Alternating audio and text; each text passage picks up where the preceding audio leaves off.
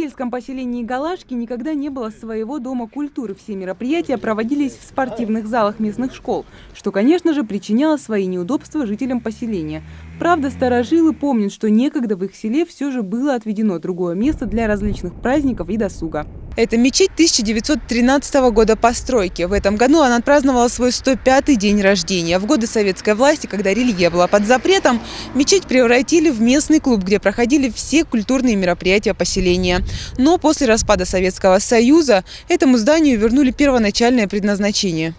И вот спустя почти 30 лет сельское поселение наконец обзаведется своим домом культуры. Строительство было начато еще в прошлом году. За короткий промежуток времени на центральной улице появилось это двухэтажное здание. По словам подрядчика, темпы работы хорошие, да и строительные материалы используются самые лучшие. Построили 2 этажа, полностью окна поставили тут. Сейчас мы начали фасады и внутренние отделки начали, штукатурка, там стояшка. Объектно, как вы видите, забор начали мы. У нас тут подведены коммуникации, электричество.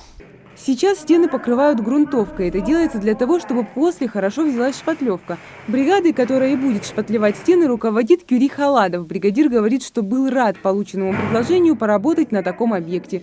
Кюри когда-то и сам работал в Доме культуры, но только совсем по другой профессии. В советское время он руководил струнным ансамблем и играл на разных музыкальных инструментах.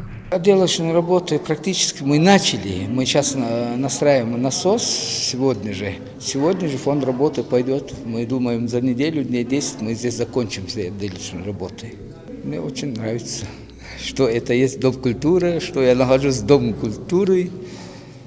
И рад, что я хоть чем-то, как у меня получается, какой-то вклад я могу внести в культуру. В новом Доме культуры будут не только гримерные с административными помещениями и концертный зал, который сейчас больше напоминает лабиринт.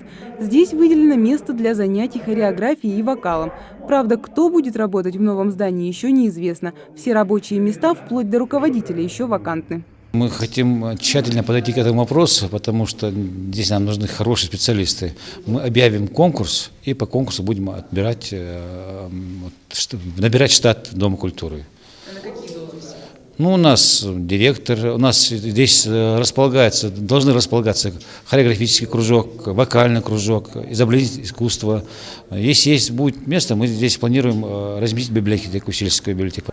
В сельском поселении уже есть новая школа, больница и другие социально значимые объекты. О строительстве Дома культуры местные жители и не мечтали.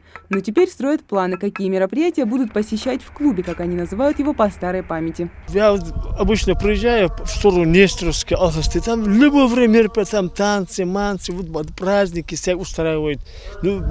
Особенно молодым. Мне это не так уж надо, мне скоро 60.